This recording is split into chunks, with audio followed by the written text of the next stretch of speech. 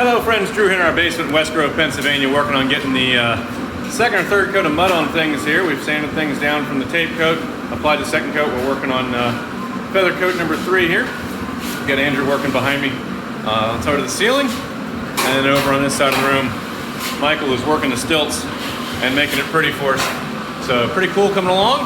Just wanted you guys to see the update and where we were at. Not a whole lot to show you, but just kind of slowly coming together, one step at a time. So this is probably a 3 or 4 day process by the time we're all said and done, sometimes 5. It really depends on the humidity and the temperature and how things dry and cure. We do have air conditioning going in the basement, so that does help things along, but there's only so much you can do. Sometimes the compound just takes longer to dry than other days, and so we do the best we can, and we just see how things come together. So making good progress, things are looking pretty. And then once all this finishes, we've got a little bit of trim work to do. And on the windows, the homeowner can be taking care of his own baseboard trim, door trim, priming, and painting. So that's going to be their responsibility. They want to save a little bit of money that way. That's totally cool.